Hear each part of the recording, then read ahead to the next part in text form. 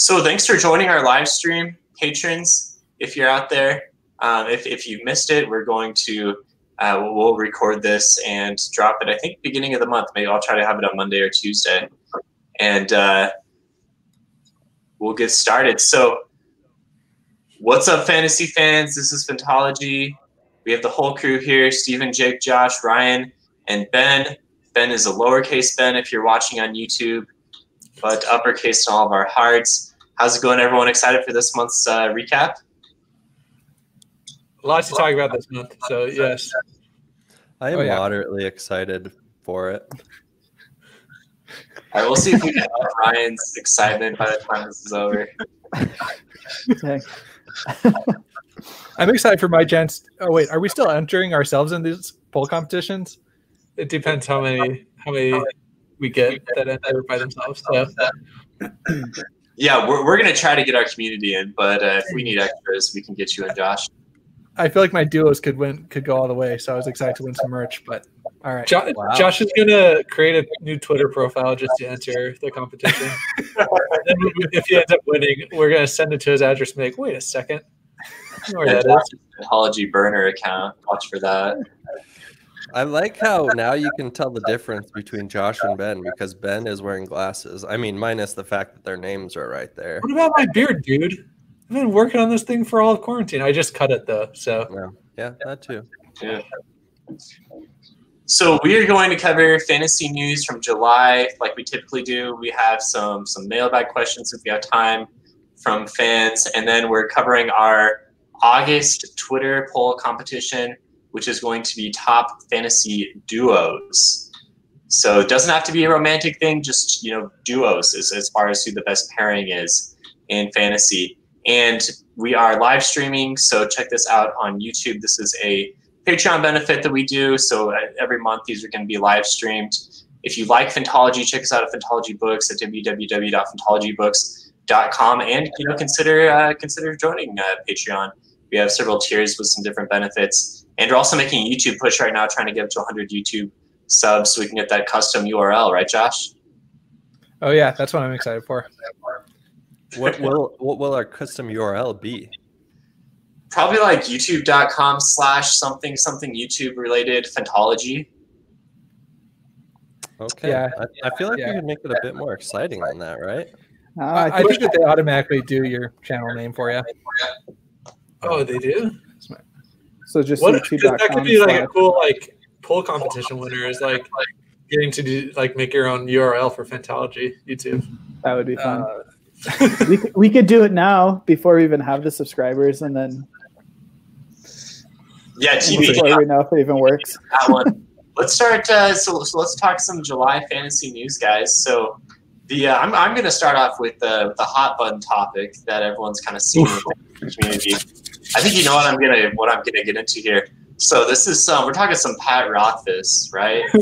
So a few days ago, I think this was last week, his editor publicly announced on Facebook she was responding to an article about if authors owe their fans published works or not, and she was defending him a little bit by saying that no, they don't, but also she was saying that Pat has kind of screwed us over lately because I haven't seen anything from him in 6 years, and her conclusion was she didn't think that he had been writing at all, which is way bad for fans of the series. So what was your take on this? I mean, it was a pretty limited perspective, just a Facebook post that's since been deleted. It's kind of made its way around in all the clickbait articles now, so I'm guessing people have probably seen it, but what was some responses from Phantology? Well, the fact that Patrick Rothfuss hasn't posted anything on his blog, right, or Twitter, which I'm verifying right now, he has not posted anything on his Twitter since July 25th, and today is August 1st. I don't know. It's a little bit worrying. There might be some validity. I feel like if there was absolutely nothing true about this, Patrick Rothfuss would have come out right away and said, this is not true whatsoever, and get out ahead of this whole thing. But he's been silent. I think that maybe him and his team, or they're trying to figure out how to deal with this. Yeah, they're probably in damage control mode a little bit after this. Yeah, I mean, so if we want to, I mean, do we want to talk about like the whole debate around it, or just like limit it to this post? We've had that debate before. Let's talk this post. Like, what do we make of this? What does this mean for the series? Yeah, I mean, I thought it was an interesting perspective coming from the editor, right? Because like she could have turned down other work because of, she could have accrued opportunity cost. So like the fact that she's been materially damaged by this concerning to me.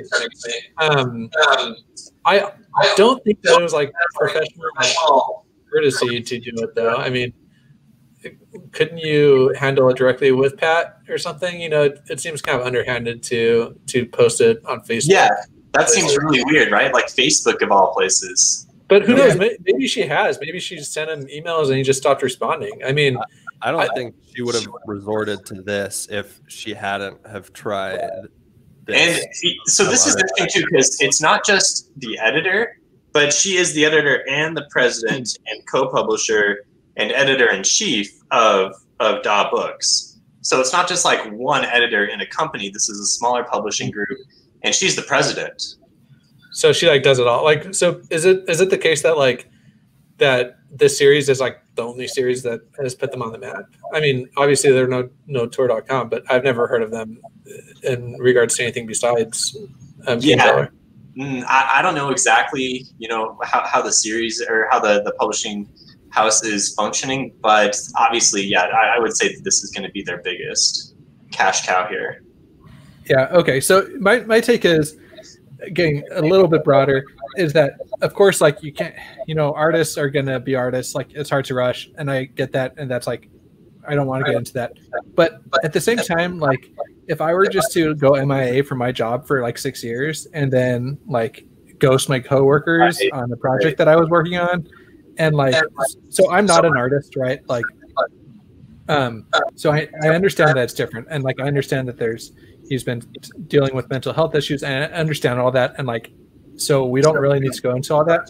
But like at some level, you can't just do that in life, right? You can't just ghost people and like not submit things, right?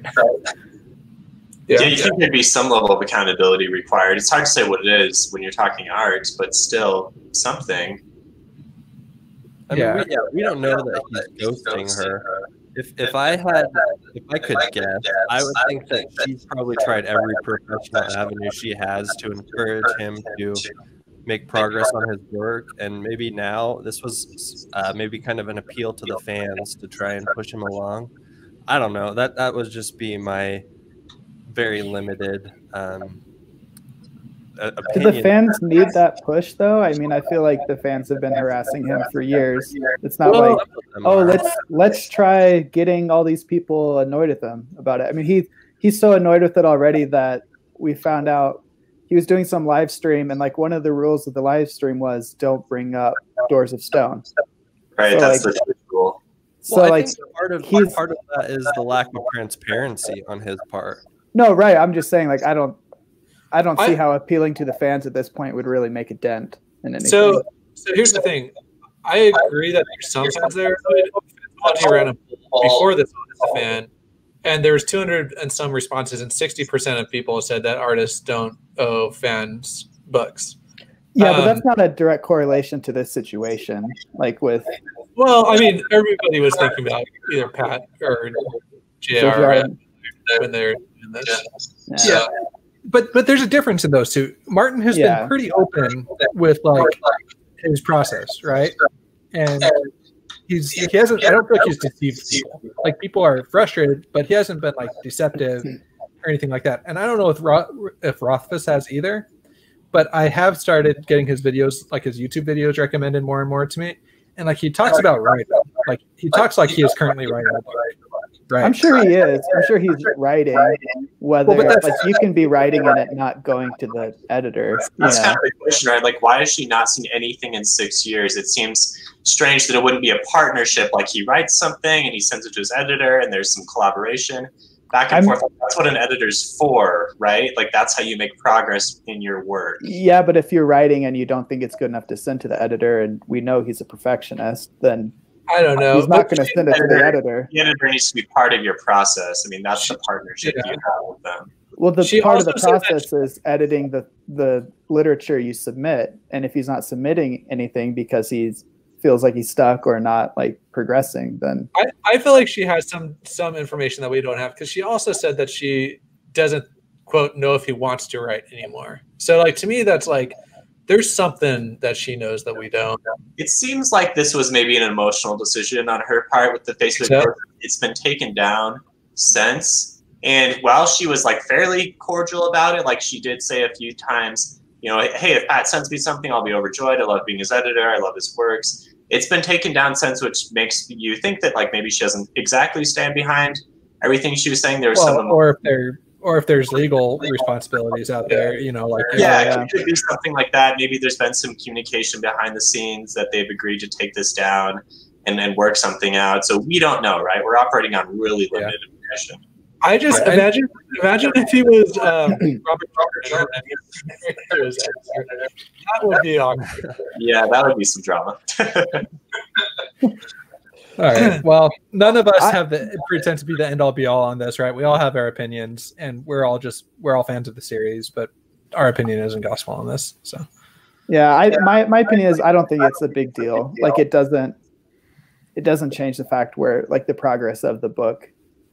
Like we're still at an unknown point in I don't know. I think development where I had some inkling of hope. Now that inkling has been dashed, and so you have no hope of it being published.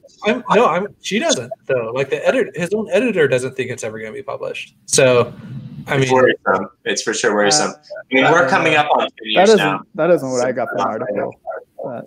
Well, she specifically said she doesn't think it's ever going to be published. She didn't say that in so many words, but it was kind of like I don't think she said that. Yeah. Anyway, we'll move on past this topic, but I hope for a book. I hope for the best for Pat, but it is worrisome, right? When you get this kind of news, it's definitely not good news. So I hope that he addresses it somehow in a nice way. Like Pat's like mental health and him as a person is like, of course, more important, right, than this book. However much that sucks. The best advice that we can give is to go check out other books of anthology has covered and move on from this series for now. Nice. I think that's pretty decent advice. Yeah. Only anthology is covered though.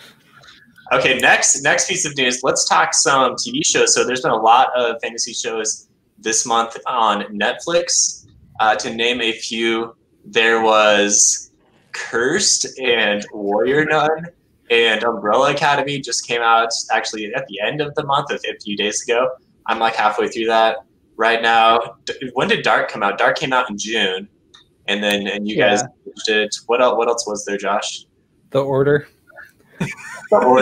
The Order season 2. Does that qualify? We talked about that. Honestly, Umbrella Academy is the only one that sounds like qualifies out of all the things. Yeah, these are all sci-fi fantasy shows for sure.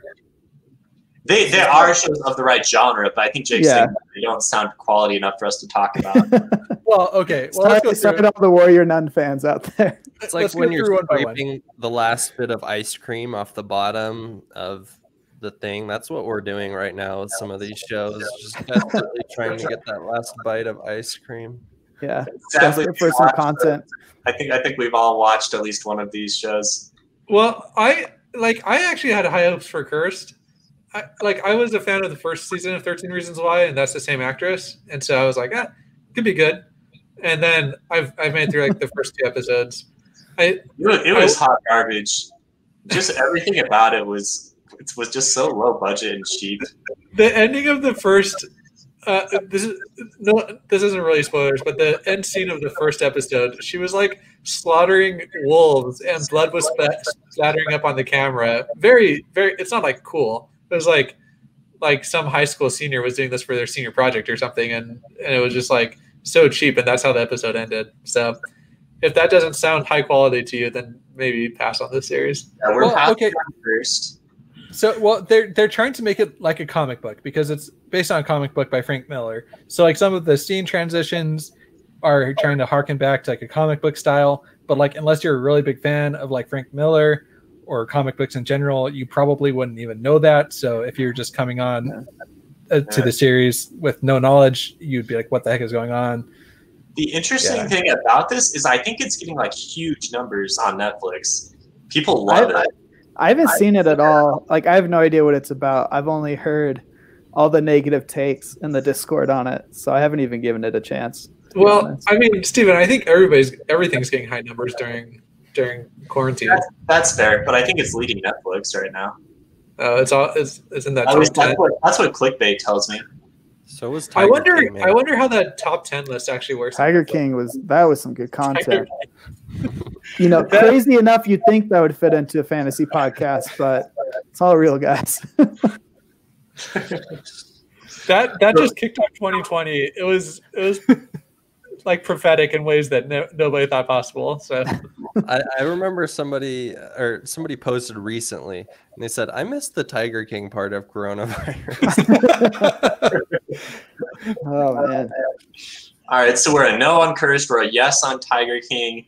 Warrior Nun? Are we also a no on Warrior Nun? I think Josh, you watched part of this one. I'm a no on it based on the name. I don't know anything else about it, but it's gonna be a pass for me. I watched the first episode. I went ahead and watched it, and it wasn't good. It wasn't good. I wasn't compelled to even start the second episode. Yeah. The name to me makes me think that it'd be like a Sharknado or Velocipaster movie, and I would be down to watch that. It's not even campy like that. Okay, so I'll give the general premise if anyone's interested. It's this girl who is paralyzed, and she dies, and her body is brought to this group of nuns, and then they get attacked, and so this like angelic type power gets taken out from this girl that is dying and placed into her, which heals her, and then she goes off, and the rest of this season looks like it's going to be fighting these demon type things. So that's the pitch for it.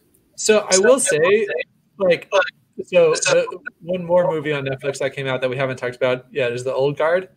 Like, The Old Guard is what The Warrior Nun could have been, right? Like, yeah. Which, if you haven't watched The Old Guard yet, it's pretty good. I'll give it a shout out. I appreciate it. It was pretty violent. Which one is that? So it just came out, I think, this week, right, Josh? Yeah. Well, no, it came out a few weeks ago. Okay, but it's like this these group of like 5 people that can't die. One person has been living for like 1,000 years, and another person has been living for like 200 years. Anyway, so and then they go around and it's only a movie, so it's not like a series, but it's quality. It's good stuff. Yeah, that's actually based on a comic too. As Charlize Theron, however you say her name. Oh yeah, Charlize Theron. Yeah. Sure. Yeah. So she kicks a ton of butt in it, and it has Dudley from Harry Potter. Oh, Dudley's still in that. Yeah, he's the bad guy. He's the villain. Has he glowed up as well, like Neville? Oh, he's like, you said we can do like a screen share, Steven? Yeah, not sure exactly how to do that. We're not going to try that live. Let's do it. Yeah, Josh, throw that up there. But anyway, you're saying, so he's hot now, is the idea with Dudley? Well, I don't know if hot, but he is definitely different looking. I mean, he's an attractive guy. If you were a girl, would you be attracted to him? Or a gay guy? Either one. Screen share. I'm going to screen share. Oh, Josh is mustard. Sure. That's a yes. It's getting a little hot over there, Josh. All right, so any other Netflix shows to talk about? I think we'll talk Umbrella Academy once it's actually over. Or once we've had a chance to see it. I'm really liking the beginning of season 2 thus far. Yeah, I've seen the first episode and a half, and it's good. I like it. So, anyway, you guys seen this guy? Josh, you got the screen share. Yeah. All right. Yeah, definitely does. Yeah. But so he's like being out a lot of what you're saying. Picture to make it bigger. Yeah, it's been.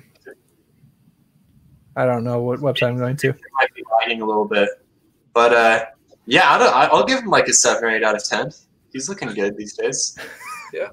Yeah, he's looking good. Anyway, that movie is I'll back Ben up on that. That was a good movie. Well, great. Okay, so moving out of movies. Yeah, we're ready to move out of movies. Oh, let's also mention there's a Witcher prequel that's apparently in development at Netflix now. Yeah, so it's supposed to be like 1,200 years before The Witcher from the show with Henry Cavill, and it's like the origins of the world. I don't know if I'm super into this, to be honest. Like, the reason I like The Witcher is because I think Geralt and Yennefer are cool. I'm not super interested in the world. It's kind of like when Kingkiller was getting developed, and I was hearing that it wasn't actually about Quoth. It was like years before Quoth. And sure, the world is kind of cool, but Quoth is the main reason why I like Kingkiller. So I don't know if I'm super into the Witcher prequel, but we'll see. I'd be down to see like the history of the elves there, and I don't know the name. I've only seen the show and read the first book of short stories, but there's like something happened in the past where the elves lost most of their land, and that what do they call it? Like the colliding of the spheres or something. Colliding of the spheres. Yeah, we're outing ourselves as not knowing anything about The Witcher. I'll Google it real quick. I'll get a phrase. But anyways, I'd be interested if it has to do with that. Hopefully it does. Jake's in. Anyway, so that's the conjunction of the spheres. Yeah. Anyway, that's in development now. That's at least a year away, especially with all the COVID delays. So I don't know if I'm like knocking on the door for that one to come out, but we'll see when it gets here. And moving into books now. So we had an exciting release this month in Peace Talks. Josh and I read that and reviewed it with Mike from Mike's book reviews, and that video and podcast did really well. And then we're looking forward to Battleground coming out in 2 months now. So I know not all of Anthology is current on Dresden, but Josh and I are both pretty high on Peace Talks. So if you hadn't picked up that one yet, give that a chance, I would say. Yeah, I mean, if you're a Dresden fan and haven't read Peace Talks yet, what are you even doing? But yeah, I mean, if you're a Dresden fan, you got to read it. It's been 5 years and it's book 16, so you're totally invested at this point. Yeah, I have heard that Jim Butcher is a good example of somebody who had some personal or maybe mental health issues, which prevented him from writing for a while, but he was able to get back on the horse and do it, get back to it. So maybe there is hope after all for. Well, they also did a live stream together, right, this month? Jim Butcher and they're buddies. So maybe Jim Butcher's like, giving pats on the back, Yeah. Pats for Pat. And to be fair to Jim, I mean, it's been 5 years since our last Dresden, but he's delivering 2 this year, and he also wrote another book and another series since then. So that's like 3 books in 5 years. I don't think it's really fair to be critical of that. Yeah, that's like the only way you can be better is like be Sanderson and like pop out a book a year. Or Joe Abercrombie. He knocks out books too. Yeah. So one other book released to mention, Ready Player 2 got announced this month. That's coming out in November. I think November. Maybe fact check me on that one. But that was a nice surprise. I hadn't really thought about Ready Player 1 for a few years. And I know Ernest Cline had a follow-up called Armada that wasn't nearly as popular, but I think that was not a good book. You read it? Yeah, Armada was like, it was like if you took Ready Player 1 and all the good things about it were gone, and you're just left with like the 80s and like all the nostalgia stuff that don't really serve any purpose.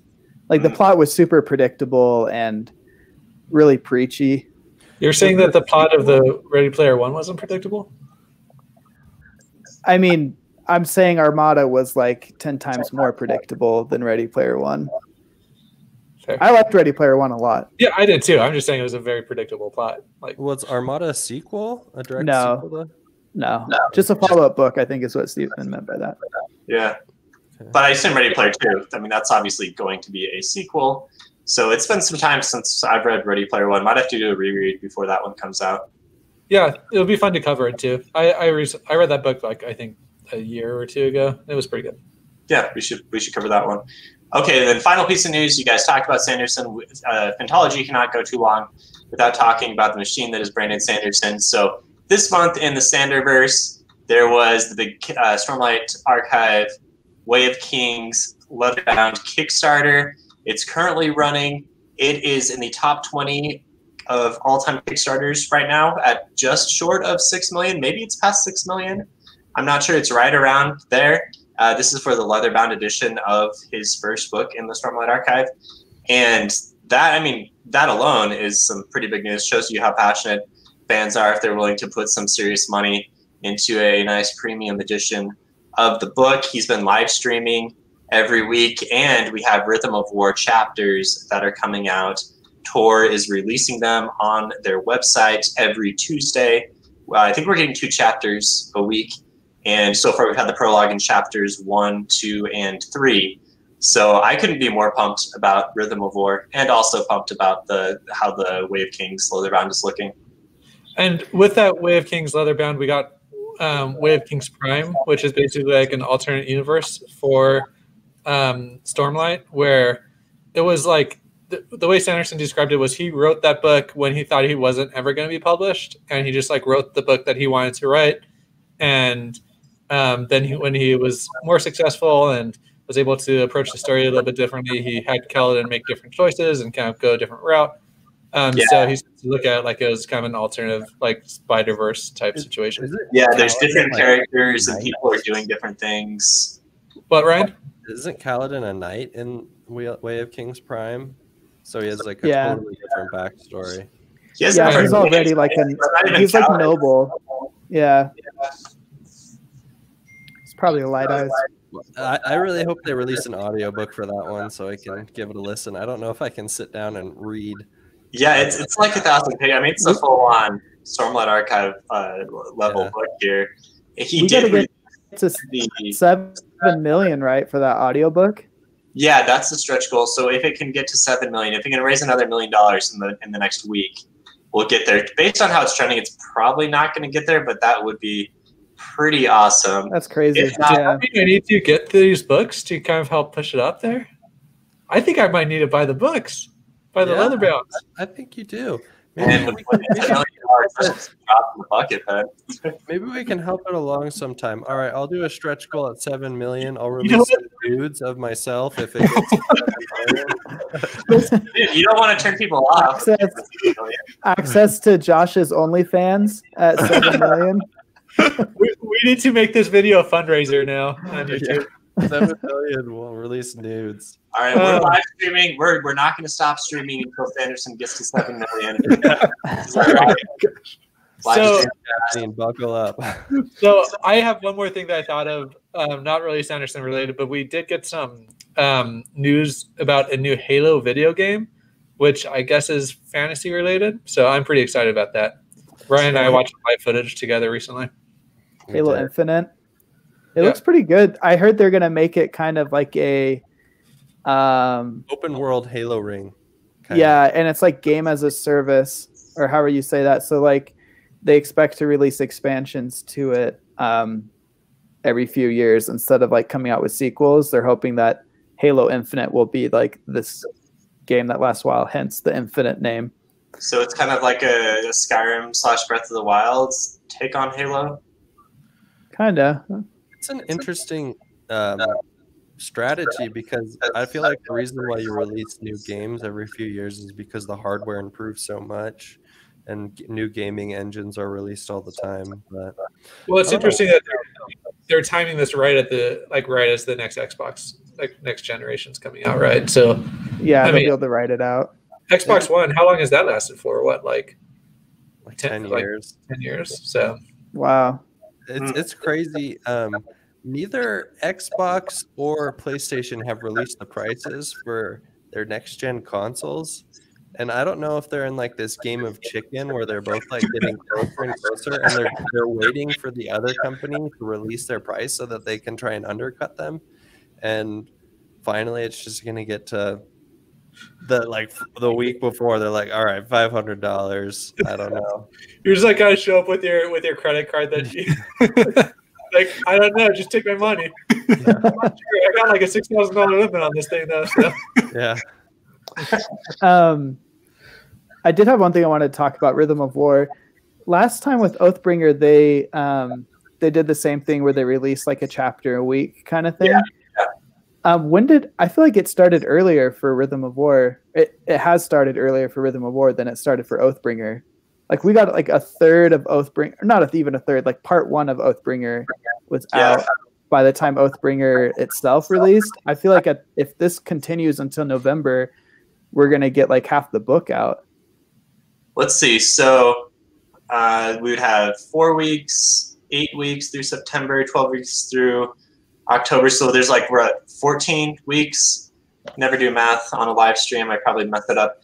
But we're talking 28 more chapters coming out. How many? I mean, the way he does smaller chapters, it's a 1,200-page book. Okay, maybe a third, but I feel like last time it was like a fifth, right? Because there's 5 parts to each book. Yeah, some of the parts are shorter. Yeah. You guys, I just realized something. Rhythm of War comes out on November 17th, and my baby is due on November 10th. Oh, unfortunate.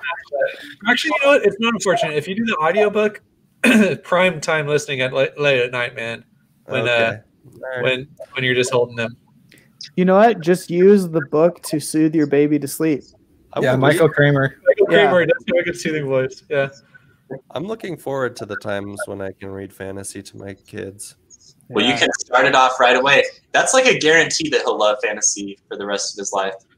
Depending on how his relationship with you goes, he might hate it. Well, unless he like accidentally gets into your $200 Wave Kings book, and Ooh, you might have to disown him if he does that. Yeah, keep the leather bounds away from him. I'm gonna keep those under lock and key. I got an advertisement recently on Facebook that was like Jerome Flint, the guy who plays Bronn in Game of Thrones. Sure. He was narrating, like, I think it's an app called Calm, in which it's things that soothe you. I don't know if it's supposed to be soothing you to sleep, but he was reading some sort of fantasy book, like, to soothe you to sleep. It was very strange. I think that Joe Jonas or somebody, like one of the Jonas brothers, also is on there. Do they have sleeping voices? I don't know. I don't think Bronn from Game of Thrones talking to me is going to soothe me. The only other thing I've seen him in is an episode of Black Mirror that was pretty disturbing. Oh, that was. Yeah. Which one was that? What's the premise of that one? It was the one with the kid that was getting blackmailed to go do things. Oh. Yeah. Yeah, that one was disturbing. Yeah. Did you guys know that Jerome Flint and the actress who played Cersei Lannister were married in real life, and then they got divorced? Yeah, and in fact, their divorce was so bad that in later seasons they couldn't even be on set together. So there's only one scene in like the last few seasons where they're on together at all. Yeah. Dang. Did you guys know that Kit Harington and Rose, blanking on her last name, got married? Yeah, Josh. Who? Breaking news. Breaking news. Breaking news from Josh. Yeah, you're grit. So they're married in real life. You grit, yeah. You know nothing, Ryan. Hey, so fun, Josh. Can I stream this? What was that? I want to do the first few minutes of this, or not first few minutes, the first 30 seconds, just to show you guys Jerome Flynn's sleep story. I don't know, man. Is there a copyright? Yeah, we might get taken down. We'll put that up on Patreon. It's on YouTube. Yeah, that doesn't mean you can't get copyrighted for it, man. All right, I was just kidding about the look copyright. up Jerome Flynn sleep story, everybody, and his voice is actually pretty soothing. I'm not gonna lie. We'll post the link on our Discord. Ryan, I appreciated the last thing you wanted to throw into one of our podcasts, which was a Coltane tribute from Deadhouse Gates. Josh, Ryan, and I just recorded that, and that's gonna make it on. So did you contact the person that composed it, or man, wasn't able to make contact. I just made a comment on their video, and oh, they're good. Well, there's nowhere to make contact. I figure, I'll just like credit them in the. At least you asked. Description. You know? It'll be good enough. You know what's cool? This kind of reminding me. Somebody on our Discord recorded this pod. It was like it was a podcast all about role playing within. What world were they doing it in? They do different worlds, but they just did Wheel of Time. Yeah. Oh, Wheel of Time. That's right. And Michael Kramer and Kate Reading actually, just Roll With It podcast. You should listen to them. They're really good. But Kate Reading and Michael Kramer did their intro for them, which I thought was super cool. Yeah, that's awesome. I think it's Kate Reading. Well, I'm going to say Reading, Ryan. So Reading is a nice pun. It's a nice pun. So yeah. It's almost like she had a calling from the time she was born. And they're married in real life, as long as we're talking about cool marriages. So hopefully they don't get divorced, because that would be bad for a lot of Sanderson books. Well, they can still record their own parts separately, right? Yeah, they could. I'm sure that's what they do. Yeah. No, they could have pronunciation battles, Jake. Yeah, I'm surprised they haven't had a divorce already over that. Phantology fans know that Jake is a huge snob on audiobook pronunciations. No, I just don't get it. You don't appreciate famous pronunciations. People love them so much, and they're great, but I think they mostly love them because they read a lot of their favorite books.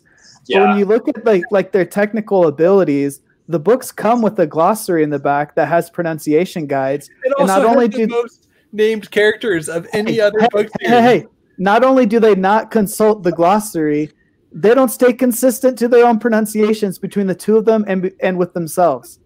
There's thousands of names in the Wheel of Time.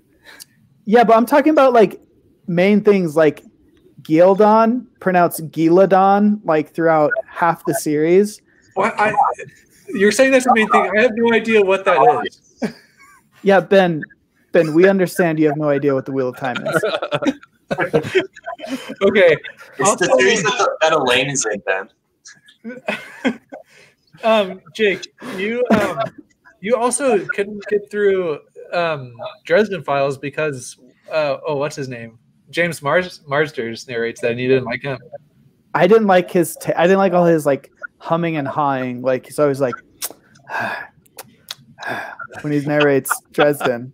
We got some ASMR from Jake here. Also, you know he's in Buffy the Vampire Slayer. I've never seen that show. That was one of Mike's favorite parts about Dresden from Josh's recording. I don't like Dresden Files. Anyways, I think it's just like okay, and then I think the audiobook was less enjoyable than me just reading it. Jake is becoming the villain of this podcast. I'm sorry, guys. Why are you booing me? I'm right. For some reason, my Discord name at Phantology has been turned into Sir Snobian, because I can be admittedly a little bit of a snob, but I feel like Jake is the real snob. I'm not a snob. I'm just not afraid to call out people's weaknesses. Like when people are acting like there isn't a weakness there. Okay, that's right. a little harsh. I'm just saying, as listening to the audiobooks casually, I think it would be hard to pick up on those things. Yeah, especially when you're going at 2x. Yeah. Ooh, also, you miss out on a lot when you do that, Ben. Okay. Whatever. I wanted to bring up that Netflix announced that they were upping they're giving the option to formally change their speeds to 2x. So that's awesome. Oh, up from 1.5 to 2x? Oh, I don't know. Maybe it's not 2x. It's 0.5 to 1.5. Yeah, 0.5 to 1.5. Okay, fair enough. I still want to know Chromecasting though. I feel like it's not going to be something you can do while you're casting. Only something you can do like on a desktop or a phone. Yeah, you can't YouTube. If you're casting YouTube, you can't adjust the speeds while you cast. Well, that's why I'm thinking that. Yeah, we'll keep it posted on that. Okay. Anything else with the news? Yeah, I think we've kind of we've killed it on the news, and we do not, unfortunately, have enough time to do mailbag questions this month. But patrons, keep on sending those in. We'll get to them eventually. We're also starting a new thing where we're going to let you know what upcoming recordings we are coming up with. So, like the week of, on Discord, I will let you guys know what's coming up, and send us an audio clip of questions you have, or just drop some comments or quotes that you enjoy, and we will play the audio or discuss your takes. So we want to try to involve the fans into our recording as much as we can, and this is one where we are going to do that moving forward. So keep us honest and let us know what books you want us to cover coming up. But let's get into the main meat of this discussion. Well, I don't know. The news was pretty good too. But let's talk our upcoming August tournament on Twitter, which is going to be Top Fantasy Duos. So every month we run this, we're going to have a series of Twitter polls after we compile submissions and create a bracket. And then Twitter, which knows all, will vote on the winner. So you guys looking forward to this one? Duos, I think this is a good one. Yeah. I'm kind of afraid that we're all going to pick the same people. Yeah, I feel like it was hard to find good ones. And even if I tried to exclude romantic duos because I was thinking more like buddies, but even if you include romantics, I feel like it's not a big pool of duos to pull from. My number one's going to be the best. I guarantee that. Do you want to get us started, Ryan? I mean, that seems like a flex. What? No. I feel like I always get us started. I want Jake to start us out. Okay, I'll start. I do want to clarify because our last poll competition, I misunderstood the like how we were qualifying things. So this is just hilarity. Jake was saying that the Pokemon world was the top world in fantasy. I understood it as the world I'd want to live in, and honestly, I can't think of anything better than going around camping with Pokemon. Like, I think that'd be great. That's fair. That is fair. But so this is just our preferred duo, right? There's no like best duo, best chemistry duo. Just whatever you as a reader the best. All right. Starting off, I'm gonna say Fred and George Weasley for number 3. Okay. As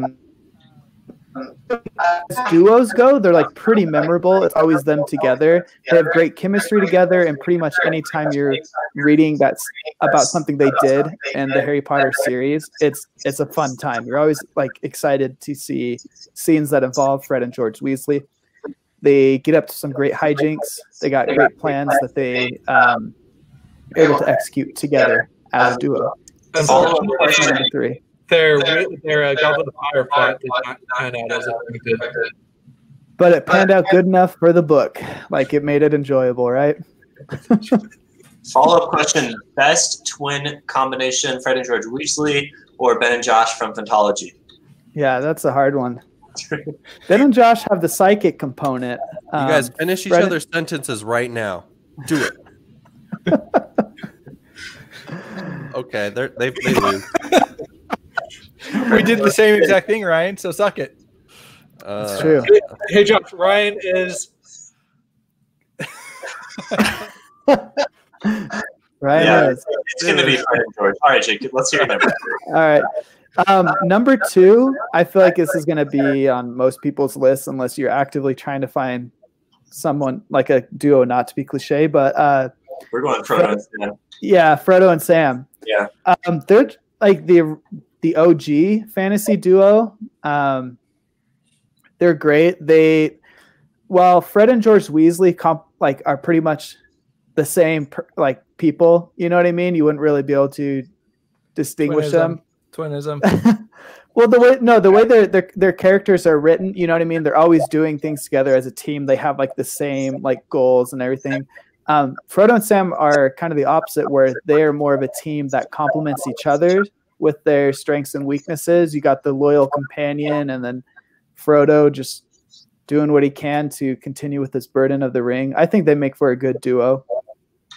And then number 1, I have Locke and John from Gentlemen Bastards.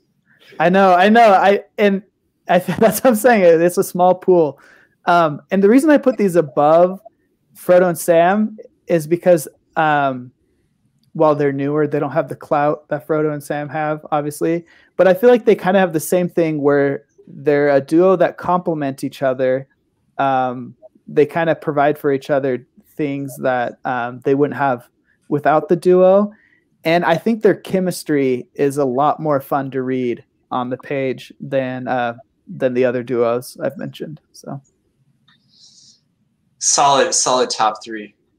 I wonder how many of those are crossovers. Yeah, like you said, there's not as many, but we've also read a lot of the same series. So I think when we extend this out to Twitter, we'll get a lot of interesting questions. Yeah, I was trying to pull from a sci-fi one, but I couldn't think of a real duo in sci-fi. Sci-fi is not as character-based, right? That's what I would say. I mean, it depends on the... Yeah. Could have done Locke and Demosthenes from Ender's Game. Yeah, or Ender and what's the? Well, Ben, if you want to put these in your top 3, then put them in your top 3. There's tons of sci-fi. There are. I just couldn't think of anything, and I feel bad. I feel like I'm missing out on some due to that. But. Yeah. All right. I'll go next. Let's hear it, Josh. Okay. So my top 3 are going to be number 3 is Lyra and Will from His Dark Materials. All right. I think that especially in books 2 and 3, they have a lot of chemistry. They complement each other really well. There is like kind of an underlying romance a little bit, but that's not like the focus of the plot at all. And I just really like them. Shout out season 2 of His Dark Materials coming out soon. Trailer came yeah, out. We actually also got some news on that. Is that the trailer came out and that they would be dropping one of the episodes due to not being able to film for COVID. So, which is unfortunate because it was going to be a backstory, an Israel backstory. Oh man, the books. I was looking forward to that. That's what you wanted in our episode, right? Yes, that's what I was calling for. Well, Steven. I wanted more of James McAvoy, and that seemed like the place that it would come. But oh well, we've lost worse things to COVID than that. Yeah, or better things, I should say. Locke and John on my list too. And I know, but they're the best. Like legitimately, I think that they are the best bromance, like friendship, and fantasy. And Steven's rearranging his list over there. I can see him. Yeah, frantically rearranging, looking for alternatives. I like how they have like a good support, but they also like get into it. Like they bicker and fight. You know what I mean? Like you get both sides of that. Yeah, you can tell that they're with each other through thick and thin, right? Mm-hmm. Like they're going to be friends no matter if one of them's being belligerent, an idiot, like no matter what or Locke does, like to put himself in danger, John is going to be there. So, and then I also, Jake, had Fred and George on my list. However, one of our active Discord people, NC Town shout out, he put forward what I legitimately think is the best, one of the best written duos out there, but I didn't think of it, so I wasn't going to include it. Do it, yeah. But I'm going to include it, and that is Jake and Oi from Dark Tower, and it is kind of an animal companion, but Oi, the more you learn about him, the more that you know that he is more than just like a kind of regular animal companion. He's amazing. One, like that relationship gives you all the feels. If you've ever had like a dog that you care about, you like just have all the feels because of it, but it's even more than that because there's more intelligence there, and it's just wonderful. And I think that's a big standout in the genre. Man, you're still in our Discord users submissions, Josh? Well, because we're probably not going to be on the actual poll, I figured that I'd hopefully throw my weight behind that. Okay. We know who you're voting for. Yeah, no, I will vote for whoever can include Jake and Oi. They're getting my vote. Okay, so you're saying Fred and George were just like a honorable mention for you? Didn't quite make the top 3? Yeah, Fred and George. Yeah. I thought that was going to be original, but no. My bad. Yeah, it's harder to do than you might think. All right, Ben, Ryan, which one of you guys is taking it up now? I'll go, I guess. Ryan wants to go last. The best for last. I'm gonna go. We'll break it up a little bit. Yeah. If you go first, you don't have to rearrange your list anymore. All right, my number 3, and I didn't change this one. I legitimately had this one down. I'm going Fitz and the Fool from the first year. Ryan, It's okay. It's okay. I wasn't gonna put him on it anyways. We got the tape, Ryan. You can't say that. I was saying dang it because I just hate them together. Right. Oh, okay. So alternative take. Anyway, Fitz and the Fool are awesome. These are our main, kind of our main protagonists for the majority of the Farseer trilogy and onward into a lot of Robin Hobb's different works. And while they can both be frustrating at times, they support each other really well. And the Fool is a super enigmatic character, kind of like a Hoyd or Wit from Sanderson's works, but both are really well written, really well realized characters, and are a lot of fun to read. And my number 2 is going to be Jon Snow and Sam Tarly from Song of Ice. Nice. Nice. They are a good duo. And I know there's a lot of kind of Lord of the Rings references here with I think with Sam especially. Obviously, Sam. I mean, that makes sense. But I think there were some other deeper things that some people on Discord were talking about. But these two guys, whenever they're together, which is not all the time, but when they are, they have each other's backs. They're both different types of characters, kind of like what you guys talked about with Frodo and Sam.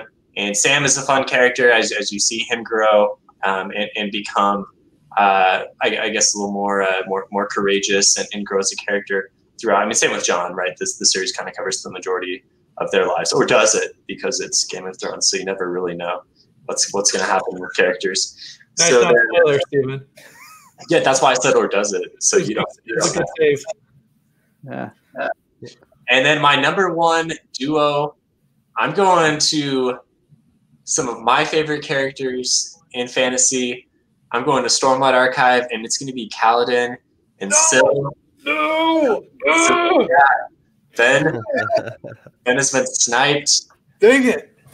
Yeah, so these are great characters because Kaladin's an awesome character, first of all, just the more you kind of get into his headspace. And he can be frustrating at times. And I think recently I've been a little more frustrated with him because I just want to see him kind of go in directions where he's having trouble going. But I think it's very human and very understandable. And Syl is a great foil to him. It's fun to see Syl become more of a character in and of herself and kind of gain a personality as time goes on, and they both help each other out in different ways. And I'm not going to do spoilers, but those are 2 great characters, and those are my top 3.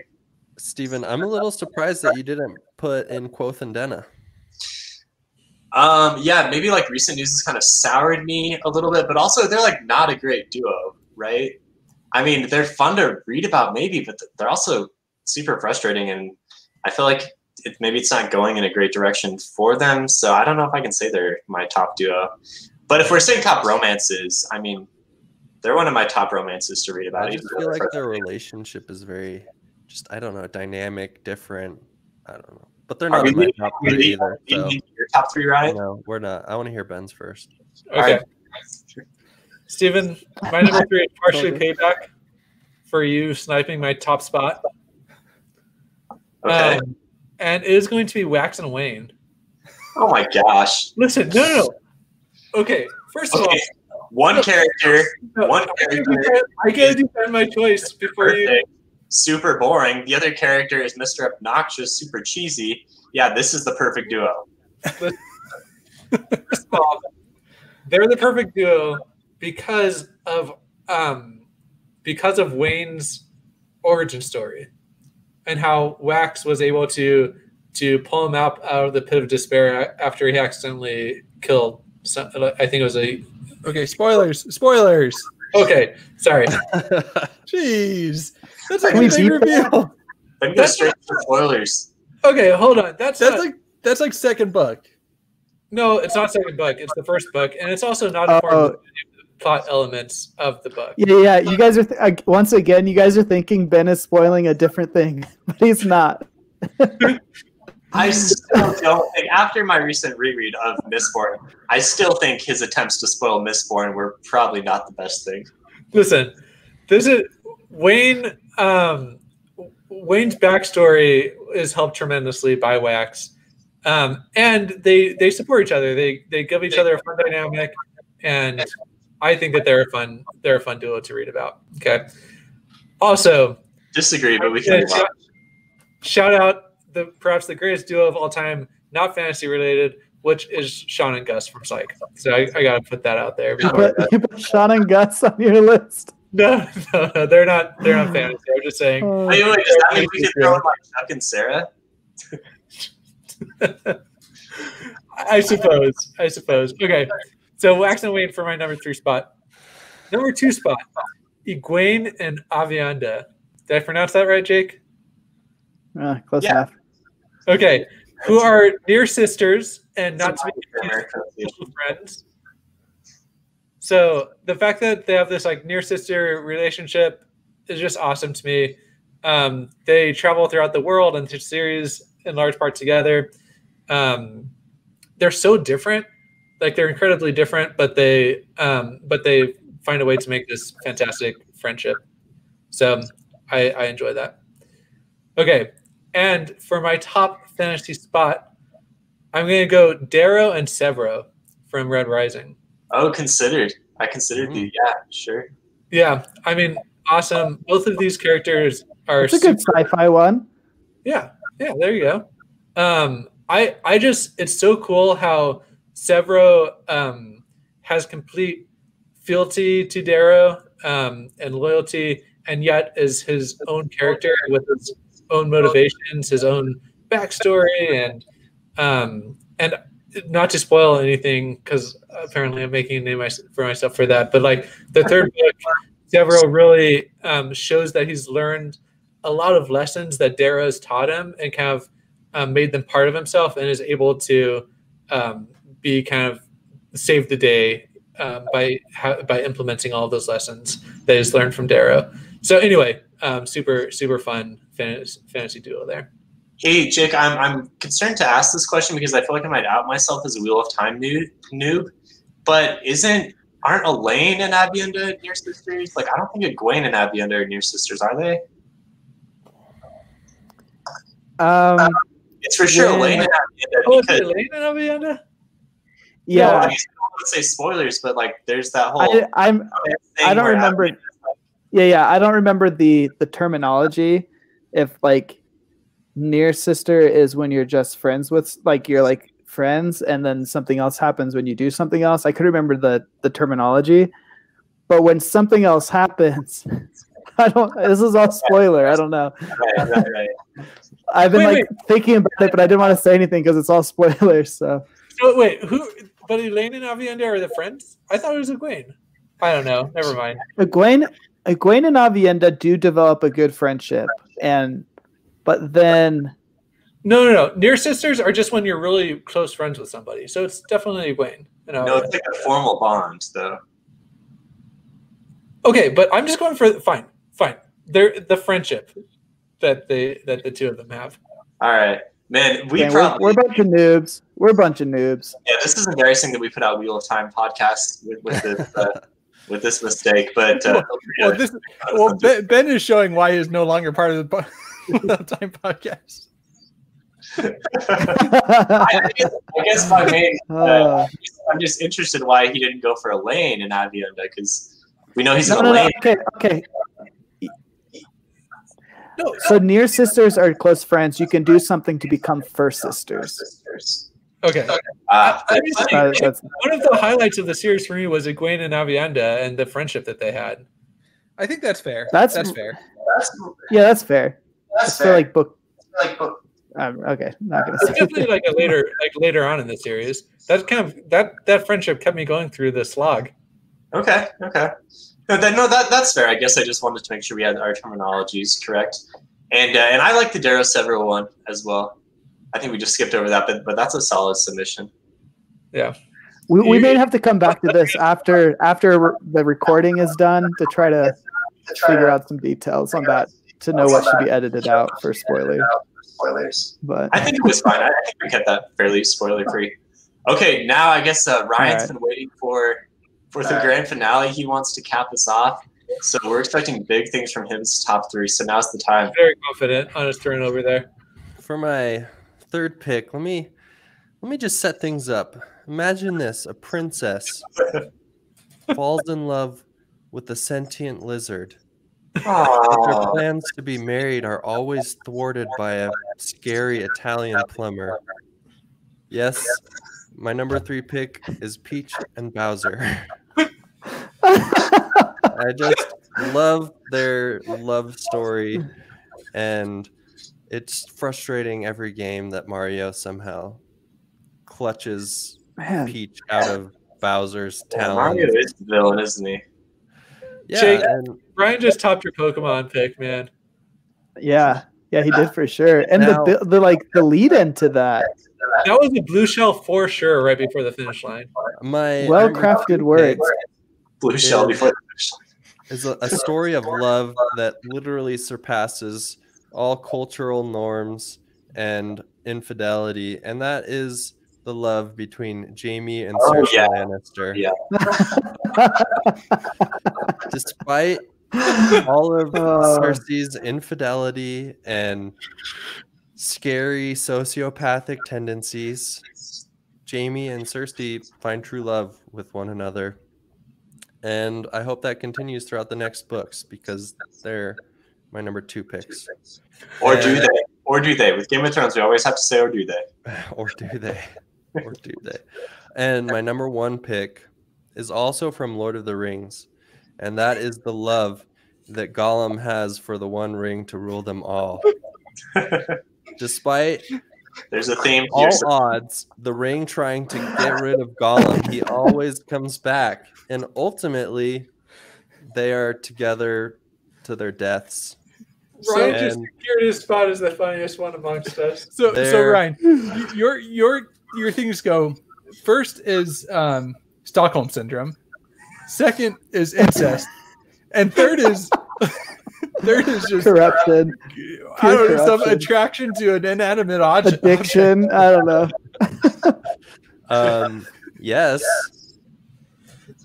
What's your question, Josh? I'm kind of worried about you and his relationship right now. So, I mean, this doesn't reflect anything on my own marriage, Josh. Well, I hope keep that out of this. Apparently, Ryan is reproducing, so there will be more of this type of thought in the future. Well, I mean, the ring was originally made for Sauron, and it keeps trying to return to him, but Gollum keeps getting it back. So I guess Ryan really hadn't picked Fitz in the pool. No, he had a whole narrative set up. There Fitz in the Fool of Love is just noob levels compared to the romance that I picked. The incest, Stockholm syndrome / corruption possession. So, Ryan, do you have any other picks that you want to just throw out there really fast? I think he said his piece. He said his piece. No, I mean, I think that you picking. I feel like picking Sean and Gus and Wax and Wayne. It's really like they're just archetypes that were founded on Sherlock Holmes and Watson. So, I think you should have just picked Holmes and Watson, Ben. That's fair. Ooh, okay. Deep cut. Is there any way we could have do some sort of, I guess it's kind of the same, but I don't know, people rank our submissions, like who out of our live stream here, the 5 of us, had the best? Here's the way. Hey, listeners, why don't you go on Discord and let us know which of the 5 you like the best? Mainly just because of that dig Ryan had at Ben right there to see like. We'll set up a poll on Discord. Yeah. So, any special shout outs? Because I feel like there's a few that do. I think Ender and Valentine Peter and Valentine from Ender's Game is a good one. I think Jane and Ender is another good one from Ender's Game. And Ender. Yeah. And then keeping it with Ender's Game and that series, Bean and Petra. I think they were good. Hadrian and Royce from I'm blanking on the name. What's the name, Steven? Yeah, the Michael J. Sullivan, the Ryeria. Yeah, Ryeria. Yeah. Yeah, those are going to be popular. I know that's a popular duo. What about Harry and Hermione? I mean, Harry Potter, you can combine any two characters and say they were a good duo, right? Yeah. Yeah, I think we're Harry and Ron. Trio. I feel like they're a trio. Yeah, they're a trio. Trio. What about James and Sirius? That's one of the most hated and loved duos of all time. James and Sirius is pretty good. Yeah. We could do the soldier and his time skipping girlfriend from the Hyperion, Ryan. I can't remember her name. Her name's kind of a spoiler anyway, so I was thinking about that when you were thinking of fantasy duos. They're not. I don't know. They're not really a duo. They're kind of this weird romance that takes place. I don't know. Yeah. When I thought of sci-fi, that was the first thing that came to mind. So, and I was like, I don't think it applies. I'll throw out Jonas and Martha. Or Marta. I was also thinking about them. Yeah. And Adam and Eve. Yeah. Eva. Yeah. Eva. Wait. Ava. Brian, when did you watch Dark? I just finished it this past week. Oh, I love Dark.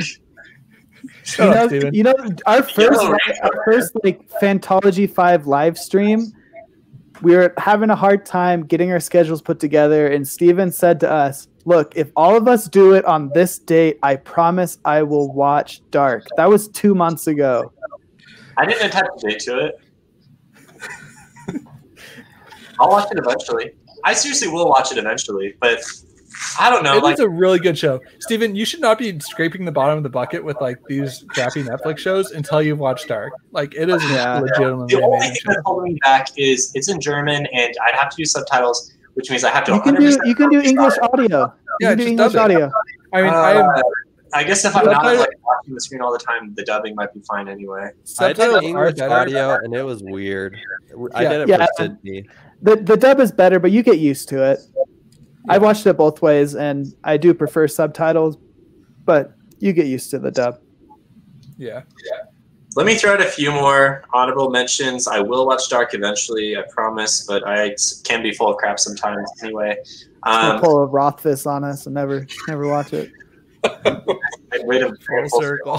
So I think Ben and Sazed from Mistborn are really good. I guess Ben and Elend as well, but either one could work. Kelsier and his brother. Kelsier are good. Marsh. Are they really a duo though? It's more of a background duo. I don't know. I mean, they're related. No, but they do. They have history and chemistry together. Yeah, and Marsha's more like underappreciated than Kelsier is. Kelsier is kind of like the face of the operation. The Marsha like really makes a lot of stuff happen behind this. Yeah. I think there's a lot that we could have said in Wheel of Time. Those characters are also so well fleshed out that, I mean, Rand and almost anyone could be a good duo. And Matt and Talmanis, or however you say his name. Yeah. They're a good duo. Most unlikely duo. I'm not going to say it. But there's a romance that comes up at the very end. Say that again? There's a romance that comes up at the very end that was an unlikely duo. Oh yeah, don't say that one. Maybe like Matt and Pink Ribbons as well could be a good duo. Pink bow. What about the Aelfin and the Eelfin as a duo? Yeah. Do they ever travel to each other's worlds? Oh, Master Chief and Court. We even brought Halo. How did they not make it? Dude, Halo 4, that just pulls my heartstrings every time. And Halo 2. I mean, Halo 3. I haven't actually finished playing Halo 4 ever. Where he comes Halo back 4. Like, you came back for me. And he's Ben, like, you're a bachelor this weekend, dude. Let's just stay up all night playing it. Yeah. Guys, I have more duos. Guys, I have more duos I want to say. So, I'm just scrolling through our Discord books and throwing out duels. I'm going to say from Lightbringer, Gavin Guile and Karis White Oak are a really good duo, one of the better romances. and I think someone needs to include those on their top 3. We just reviewed Deadhouse Gate, so I gotta say Coltane and Diker, 2 of my faves from that individual book. They're not awesome. really a duo, though. Yeah, but they're together enough, and they're both awesome, so I'm gonna say they're a duo. I mean, listen, Ryan is trying to tell you that your duo isn't a duo. Do we remember his duos? Come on. There wasn't enough weird my duo is all about love overcoming obstacles. All right, maybe you guys should try it in your lives at one point. I'm gonna say Harry Dresden and Murphy from Dresden Files. There's a lot of good Dresden duos as well. Harry and Bob. Yeah, Harry and Bob. Sure. Thank you, Jake, for that Dresden submission. I know you're a fan. Any good First Law duos? Maybe like maybe Logan Nine Fingers and well, no one's really a good duo with Logan. Well, yeah, the being realistic. Pharaoh. You're thinking of Pharaoh. Pharaoh. Yeah, I guess Pharaoh, Logan and Pharaoh, maybe.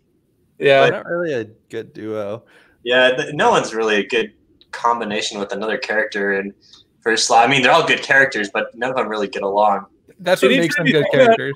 Yeah, anytime you think about 2 characters in that series, you just kind of start to squirm a little bit. I mean, how could these characters? We really should have defined what we mean by duos more so, because it's like proximity isn't necessarily a duo, and that's what you're getting at with Diker and Coltane.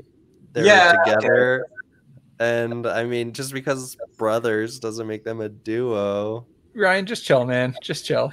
I will not chill. I am snob. I'm going to be sort of snobby right now. All right, I got one more duo, and that's going to be Valen Alstorna and Sharon, sister freaking Sharon. That's my gosh. I'm throwing out there. That's not a super well known series. I thought you were going to put like Canis. I thought Canis would have been a good one. Yeah, I like Sharon. Yeah. What about from like Vasher and Nightblood? Yeah, Vasher and Nightblood. That's a good one. Okay.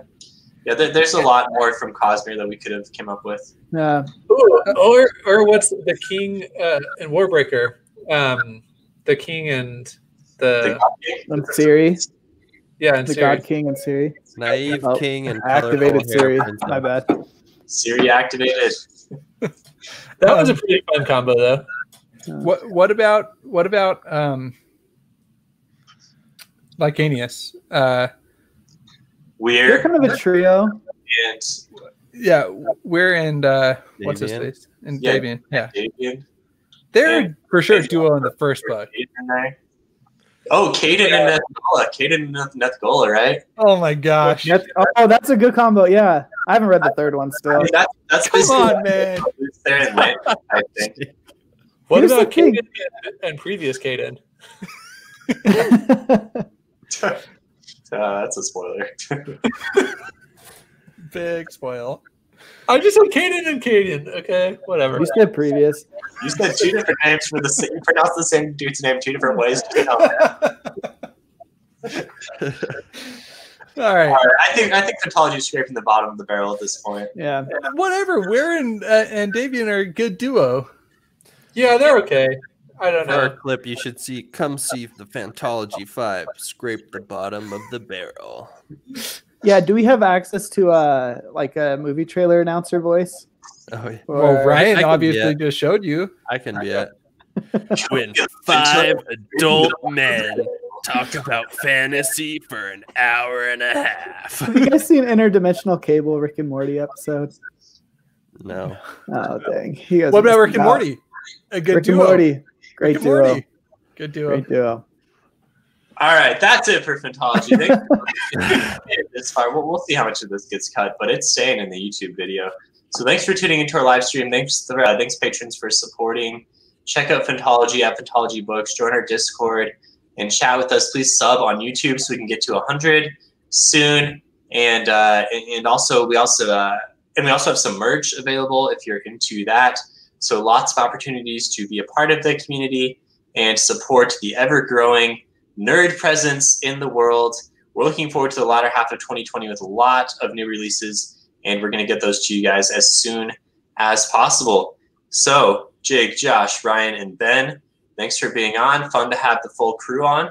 We'll see everyone next time. Thanks. Yeah. Yep. Sounds good.